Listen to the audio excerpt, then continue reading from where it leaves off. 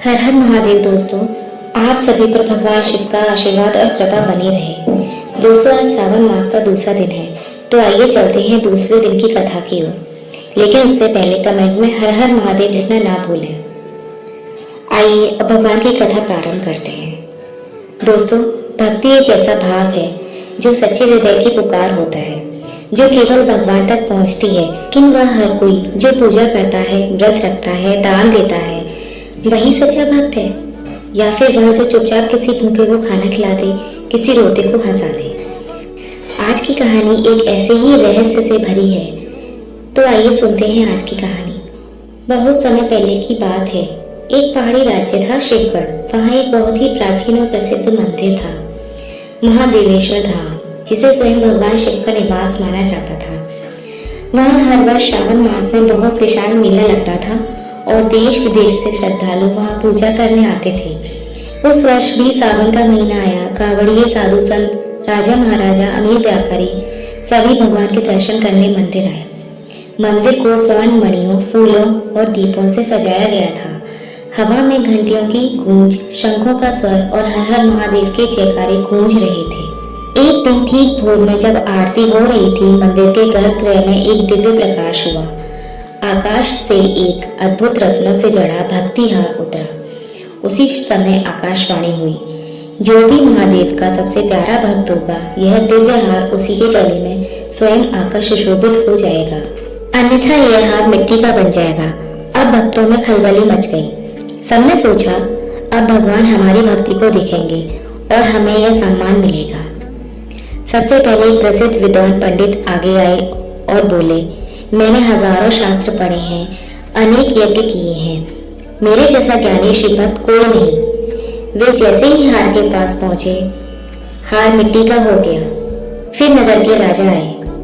मैंने शिव मंदिर के लिए सोने के छत्र चढ़ाए हैं, हजारों गायों का दान दिया है, मेरे जैसा दानी कोई नहीं। जैसे ही उन्होंने हार को छुआ, वह फिर से मिट्टी में बदल गया।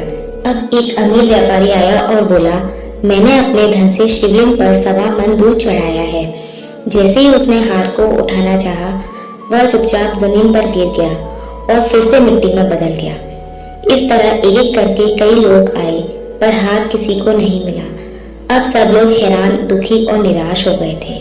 मंदिर के पीछे से एक बूढ़ी स्त्री आई, फटे कपड़े, थका हुआ शरीर, हाथ में बस एक मटकी जल और कुछ बेलपत्र थे। वह धीरे धीरे चलते हुए शिवलिंग के पास आई। किसी ने उसे नहीं रोका, क्योंकि वह किसी गिनती में नहीं थी। उसने शिवलिंग पर जल चढ़ाया, बेलपत्र अर्पित किए और बैठकर आंखें बंद कर कुछ बुदबुदाने लगी। हे भोलेनाथ, मैं कुछ नहीं जानती, कुछ नहीं मांगती, बस हर रोज तेरे नाम से दिन शुरू होता है और तेरे नाम पर खत्म हो जाता है। तू चाहे कुछ दे या ना दे, मेरा ध्यान तेरे नाम से ना हटे। यह कहते ही वह उठी और वहां से जाने लगी। तभी वहां के पुजारी आए और बोले, तुम भी एक बार इस हार को उठाकर देखो, क्या पता तुम ही भगवान की सच्ची भक्त हो। वह बुढ़िया बोली, नहीं, मैं कैसे भगवान की सच्ची भक्त हो सकती हूँ। मैंने तो कभी कोई ज्यादा चढ़ावा भी नहीं किया, कुछ भी नहीं चढ़ाया। मैं तो एक साधारण सी स्त्री हूँ। परंतु वहां पर सभी लोग कहने लगे, तो नहीं, तुम भी एक बार यह हार उठाकर देखो, हमें भी पता चल जाएगा।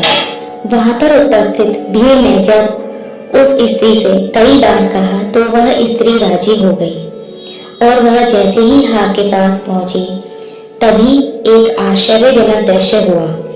वह दिव्य हार हवा में उठ गया और धीरे धीरे उस बूढ़ी स्त्री के गले में स्वतः ही जाकर सुशोभित हो गया। मंदिर के मुख्य पुजारी दौड़ते हुए उसके पास आए और पूछा, माता जी, आपने कौन सा तप किया है, कौन सी पूजा, कौन सा व्रत, जो यह हार आपको मिला। बुढ़िया मुस्कुराई और बोली, बेटा, मैं कोई विशेष पूजा नहीं करती, मैं तो बस रोज सूरज निकलने से पहले अपने खेत में काम करने जाती हूँ, फिर गांव की छोटी बच्चियों को पढ़ाना सिखाती हूँ, घर लौटकर एक रोटी पक्षियों के लिए निकालती हूँ, एक रोटी गाय के लिए निकालती हूँ और रात को एक रोटी कुत्ते के लिए निकालती हूँ और बाकी अपने परिवार के साथ खाना खाती हूँ। कभी कभी किसी भूखे को दान दे देती हूँ, किसी रोते हुए को हंसा देती हूँ और सोने से पहले बस इतना कहती हूँ, हे भोलेनाथ, आज तेरा नाम लिया था और दिन की शुरुआत की थी। दिन का अंत भी तेरे नाम के साथ कर रही। बस इतना ही मेरे लिए बहुत है। बस फिर क्या था। पुजारी ने मंदिर की घंटी बजाई और सबके सामने घोषणा की, सुन लो सभी लोग, भक्ति कोई प्रदर्शन नहीं, न ही पूजा की मात्रा से मापी जाती है। भक्ति है त्याग, सादगी, सेवा और सच्चाई। दोस्तों, ये कहानी हमें यही सिखाती है कि सच्चा भक्त वो नहीं जो रोज मंदिर आता है, बल्कि वो है जो रोज किसी के जीवन में रोशनी लाता है। भगवान दिखावे से नहीं, भाव से प्रसन्न होते हैं। आइए एक बार फिर से कमेंट में लिखें, हर हर महादेव। आइए अब शुरू करते हैं श्रावण मास महात्म्य का तृतीय अध्याय। सनत कुमारों की बात सुनकर भगवान शिव बोले, हे महाभाग सनत कुमार, तुमने मुझसे जो श्रावण मास के विषय में पूछा है वह अत्यंत उचित और पुण्यकारी है। तुम्हारी भक्ति, विनम्रता और श्रद्धा देखकर मैं बहुत प्रसन्न हूँ। तुम्हारे मन में कोई द्वेष नहीं है, इसी कारण तुम सबके प्रिय भी हो। मैंने तुम्हारे पिता ब्रह्मा जी का एक मस्तक काटा था, फिर भी तुमने मुझसे कोई बैर नहीं रखा। यह तुम्हारी महानता है, इसलिए मैं तुम्हें श्रावण मास का पूरा महात्म्य सुनाऊंगा। ध्यान से सुनो। योगियों में श्रेष्ठ मनुष्य को चाहिए कि श्रावण मास में नियम पूर्वक व्रत करे, विशेष रूप से दिन में उपवास, रात को भोजन करे और रोज रुद्राभिषेक करे। जो वस्तुएं मन को प्रिय हों उनका त्याग कर दे। पुष्प, फल, तुलसी दल, बेलपत्र आदि से शिव जी का पूजन करे। इस मास में 1 करोड़ शिवलिंग बनाकर उनकी पूजा करना और ब्राह्मणों को भोजन कराना अत्यंत पुण्यदायक है। पूरे महीने फलाहार, उपवास और धरती पर शयन करने से पुण्य कई गुना बढ़ जाता है। श्रावण मास में पंचामृत से अभिषेक करना विशेष फलदायी है। जो भी शुभ कर्म इस माह में होते हैं वह अनंत गुना फल देते हैं। इस माह में झूठ, हिंसा, व्यर्थ की बातों से बचना चाहिए। पत्ते पर भोजन करना, शाकाहार करना और शाक का त्याग करना भी उत्तम माना गया है। भक्त को चाहिए कि इस मास में प्रतिदिन भोर में स्नान कर शिव का पूजन करे। इस महीने किया गया मंत्र जप, रुद्राक्ष जप, गायत्री जप या वेद पाठ निश्चित रूप से सिद्धि प्रदान करता है। पुरुष सूक्त का पाठ विशेष फल देता है। गृह यज्ञ, कोटि होम, लक्ष्य होम आदि यज्ञ इस मास में शीघ्र फल देते हैं। हे मुनिवर, जो सावन में एक दिन भी व्रत नहीं करता उसे नरक में कष्ट भोगना पड़ता है।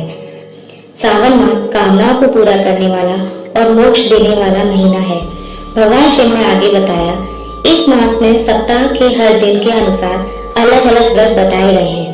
रविवार को सूर्य व्रत करें, सोमवार को शिव जी पूजन करें और नव व्रत करें, मंगलवार को मंगलवारी व्रत करें, बुधवार व गुरुवार को सामान्य उपवास, शुक्रवार को जीवंतिका व्रत, शनिवार को हनुमान व नरसिंह का व्रत करें। श्रावण मास के विशेष व्रत भी हैं, जैसे शुक्ल तृतीया को औदुंबर व्रत, तृतीया को गौरी व्रत, चतुर्थी को दुर्गा गणपति व्रत या विनायकी चतुर्थी, पंचमी को नागपंचमी व्रत, षष्ठी को सुपर्दन व्रत, सप्तमी को शीतला व्रत, अष्टमी या चतुर्थी को देवी पवित्रारोपण व्रत, नवमी को नवक व्रत, दशमी को आशा व्रत, एकादशी द्वादशी को विष्णु पूजन, पूर्णिमा को रक्षाबंधन, हैग्री अवतार आदि पर्व मनाए जाते हैं। कृष्ण पक्ष के संकट चतुर्थी, पंचमी को मानव कल्पादि व्रत और अष्टमी को श्री कृष्ण जन्माष्टमी का पर्व बड़े धूमधाम से मनाना चाहिए। श्रावण मास की अमावस्या को पिठौरा व्रत होता है। इसी माह में सूर्यदेव गभस्ती नाम से पूजनीय होते हैं। अगस्त मुनि का उदय भी इसी माह में हुआ था। अगस्त को अर्घ देना चाहिए। श्रावण में कुछ चीजें वर्जित हैं, जैसे श्रावण में शाक का, भाद्रपद में दही का, अश्विन में दूध का और कार्तिक में दाल का त्याग करना चाहिए। अगर कोई सभी मासों में न कर पाए तो सिर्फ श्रावण मास में ही शाक का त्याग करके पुण्य फल पा सकता है। भगवान शिव ने कहा, जो श्रावण मास में व्रत, तप, स्नान, दान, मंत्र जप और उपवास करता है वह मुझे और विष्णु दोनों को प्रसन्न करता है। मेरे और विष्णु में कोई भेद नहीं है। जो भेद करता है वह दुख पाता है। इसलिए हे सनत कुमारों, सावन मास में पूरी श्रद्धा से धर्म आचरण करो। इस प्रकार ईश्वर सनत कुमार संवाद के अंतर्गत श्रावण व्रतांतोपदेश कथम नामक दूसरा अध्याय पूर्ण हुआ। दोस्तों, यदि आप श्रावण में सावन मास महात्म्य के समस्त अध्यायों का श्रवण करते हैं तो आपको अनेक पुण्यों के बराबर फल प्राप्त होता है। अगला अध्याय सुनने के लिए हमारे चैनल को अभी सब्सक्राइब करें और बेल आइकन को प्रेस करें।